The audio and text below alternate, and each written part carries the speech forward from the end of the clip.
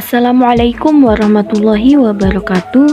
Perkenalkan, saya Nilam Dwi Jayati dengan NIM 422001 dan rekan saya Rizka Indra Jayati dengan NIM 422002. Kami mahasiswa dari Program Studi Matematika Murni Universitas Pesantren Tinggi Darul Ulum Jombang. Pada kesempatan kali ini kami akan menjelaskan mengenai teknik sampling. Yang pertama yaitu populasi.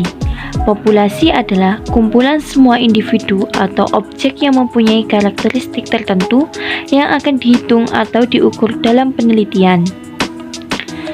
Berikutnya yaitu sampel. Sampel adalah perwakilan dari populasi dengan karakteristik tertentu yang dapat mewakili keadaan populasi yang sebenarnya. Pengambilan sampel atau sampling.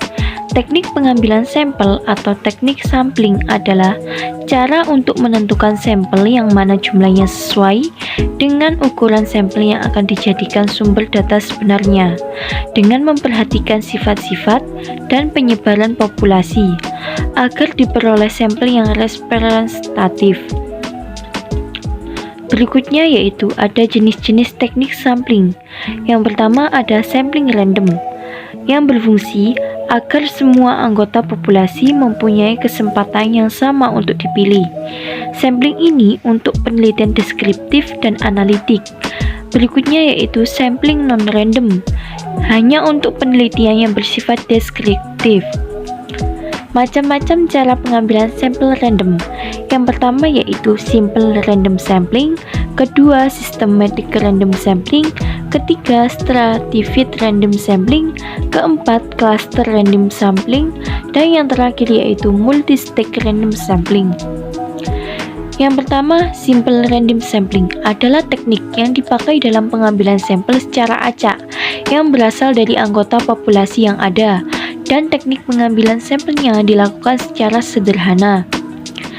Yang kedua yaitu systematic random sampling, adalah pengambilan sampel dari anggota populasi dengan hanya unsur pertama dari satu sampel yang sudah dipilih secara acak.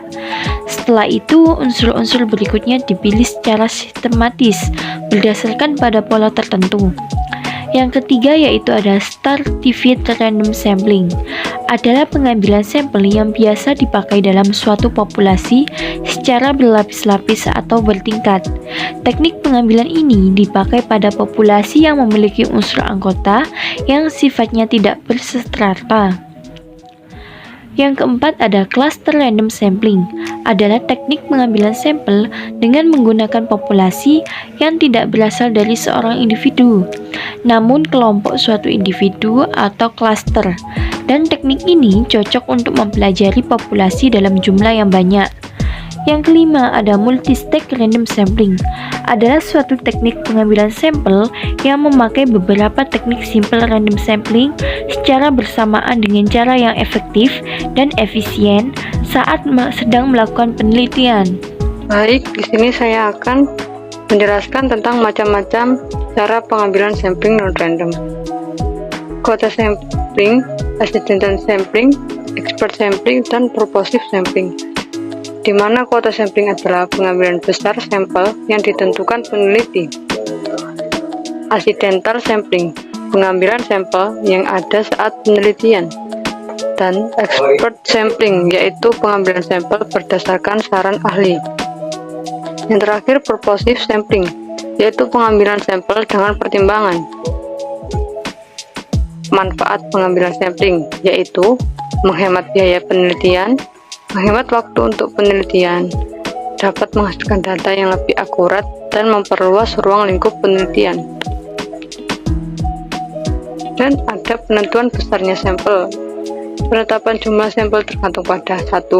Adanya sumber data yang dapat digunakan untuk menetapkan batas maksimal dari besarnya sampel.